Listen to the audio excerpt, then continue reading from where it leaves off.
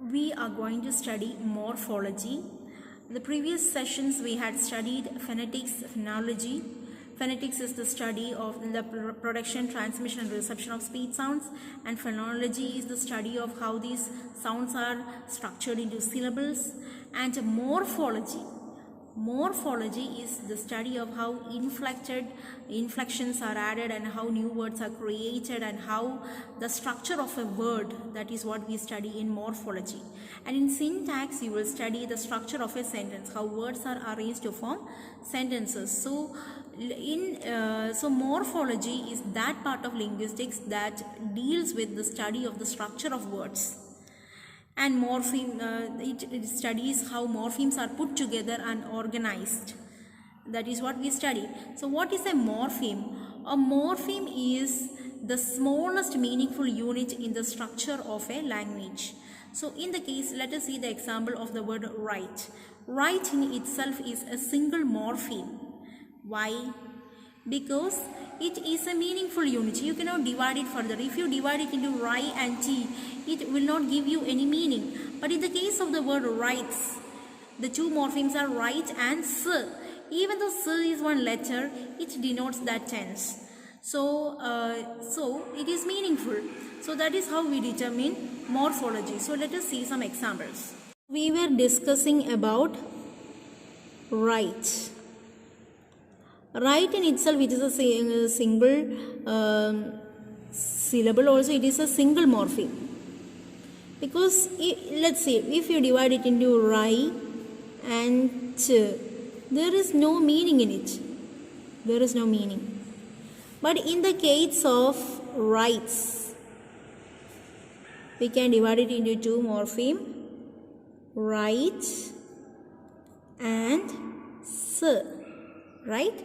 Write shows the verb and this one shows the tense. Writes. Present tense can be seen. Similarly, rewrite. Rewrite.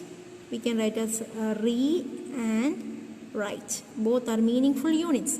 So rewrite, we have got two morphemes.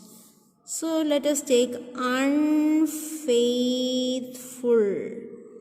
Unfaithful we have got, let's see how many. Faithful. Here you don't need a hyphen, okay, it's my mistake. So un shows like some it is itself meaning, it shows the opposite meaning, right? Faith is a root word, like the basic word.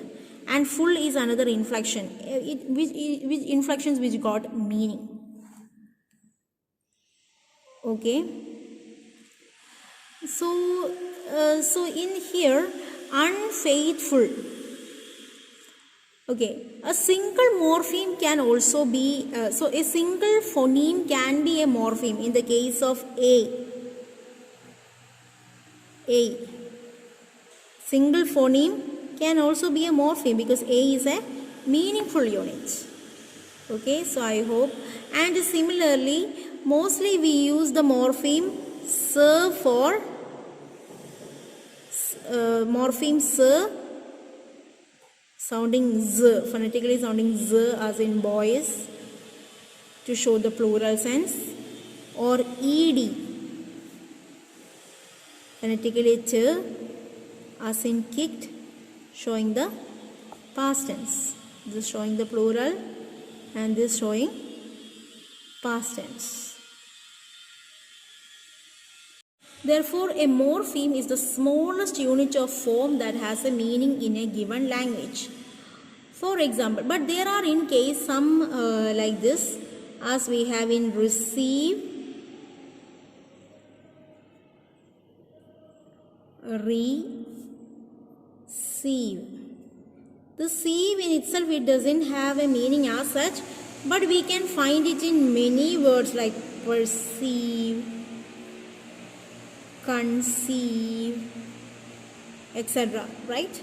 So it is grammatically significant. This is, it is, though it doesn't have a meaning as such, it is grammatically significant.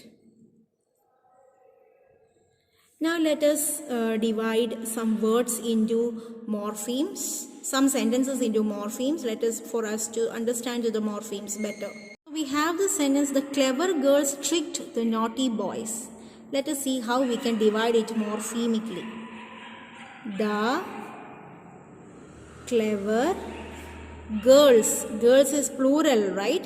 So we can put it as girl plus s plus tricked. It is showing past tense. Trick, we will write the root word and the other we will add up. Ed plus the plus naughty plus boys, again it is plural. So boy plus s. So I hope how we can morphemically divide a sentence. The boys played football, but before we study this morphological, let's see how many morphemes is this. 1, 2, 3, 4, 5, 6, 7, 8, 9, 10. Now let us see this. The plus boys, it is plural. So boy plus s plus played, it is past tense. Play plus ed. This is compound word. Foot plus ball. 1, 2, 3, 4, 5, 6, 7. So here we have 7 morphemes and here we have 10 morphemes. So let us see the relationship between morphemes and phonemes. Okay, so the part of linguistics that deals with the relationship between morphemes and phonemes are known as morphophonemics or morphophonology. Okay, it is concerned with the phonemic shapes which represent the morphemes, etc., or how phonemes form morphemes, etc. The simple way to represent this I shall show you now. The plural s is realized as z in bags. It is realized as yes in pets.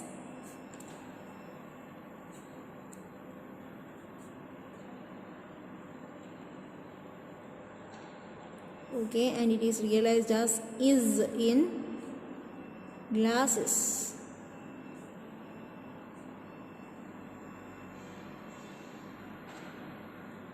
Okay, understood? Such variations are handled. This is one morpheme, but it can be phonetically represented in 3 ways, which you will study in later when you study allomorphs. These are the allomorphs. Okay, so we will study that in later. So you have to understand this kind of relations comes under morphophonemics. Morphemes and phonemes are distinct linguistic units. The difference between the two is that phonemes have no relationship with the content side, or like it doesn't have any meaning. Phonemes like per, ber, it doesn't have any meaning as such, but morphemes do have meaning. Each morpheme it is a meaningful unit. Okay, but whereas phonemes, it is not a meaningful unit as such. It may not be a meaningful unit. In the case of A, it can be. Okay, so the phoneme belongs to the sound system of a language, whereas the morpheme belongs to the grammatical system. While phoneme is the unit of a sound, morpheme is the unit of meaning. And as we have seen just before, I have shown you in Bex, it is Z for the Bex, B-G-S. The S, that is the morpheme S, is phonetically Z. But in the case of the words zest, zoo, etc., that Z, it is not a morpheme. It is only a phoneme. Okay, let us see that. In the case of Bex, the morpheme is, let us divide it, Beck plus S.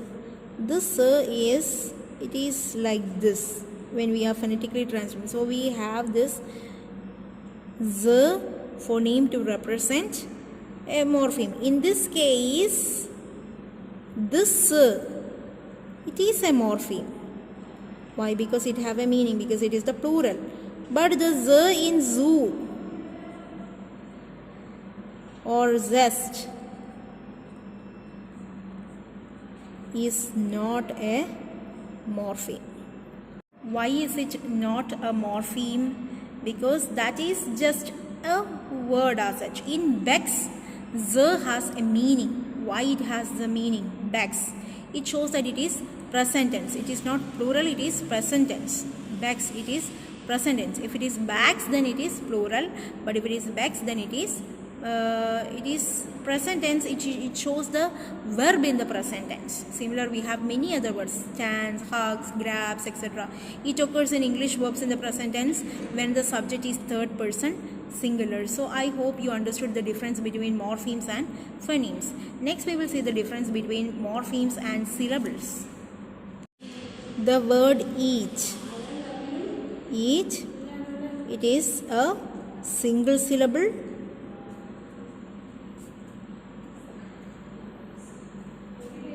and a single morpheme. Whereas in the case of eats, eaters, it is eat plus s. It is a single syllable, but there are two morphemes. I hope this one example is enough for you to understand this, the difference between morphemes and syllables. Example of elephant. Elephant is a single, it is a single morpheme, right? Because it is a single morpheme, minimum single unit of, you cannot divide it, right? Elephant. But we have elephant. There are three syllables. Dehumanization.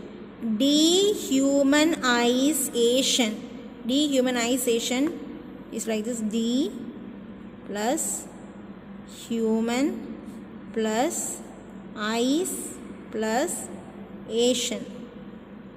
You have got 4 morphemes.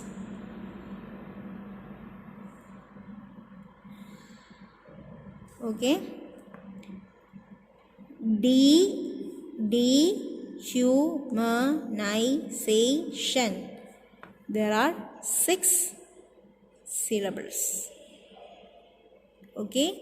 So we can break up words into morphemes, syllables and phonemes. So I hope you understood the difference between morphemes and syllables. Thank you.